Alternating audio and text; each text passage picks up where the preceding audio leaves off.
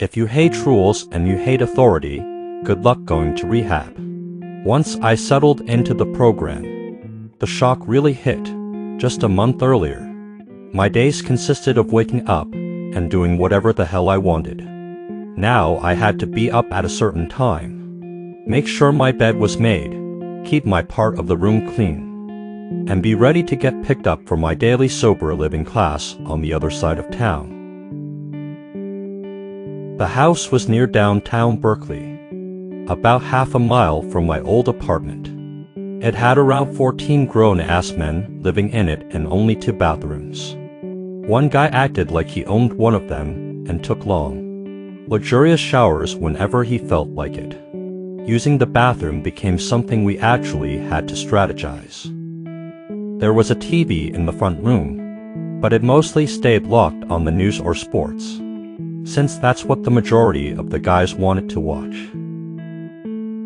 The newly renovated house did come with its own form of entertainment, though, directly across the street, visible from my bedroom window, was the back parking lot of the Berkeley police station. This was where they temporarily held people who had been arrested for a few hours or overnight, usually for being drunk in public or petty theft. My roommate and I would stand at the window and watch as the cops released some of these folks. As they walked out of the lot, they'd scream at the cops, call them pigs, and yell things like, "Ha ha ha. Do you like me now, asshole?" As I got more sober, I realized I actually enjoyed these unorthodox, simple pleasures. I had 2 roommates.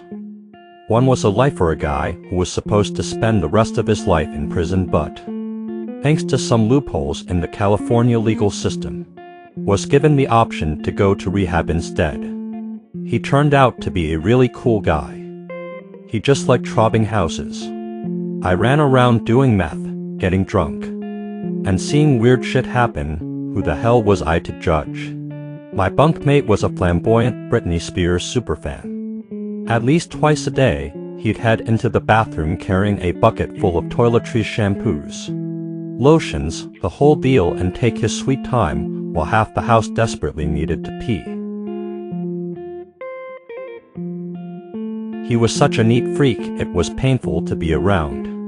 For some reason, every night he liked to mop our bedroom floor with bleach, straight bleach, no water. The smell alone was brutal.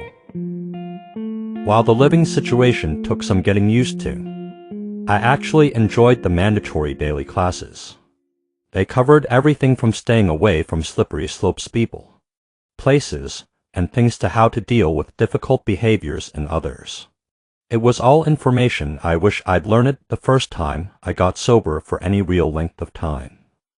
Even today, I still wonder how much of that stuff I needed to stay sober then, and how much of it I still need now, with a sobriety date that goes back to 2012.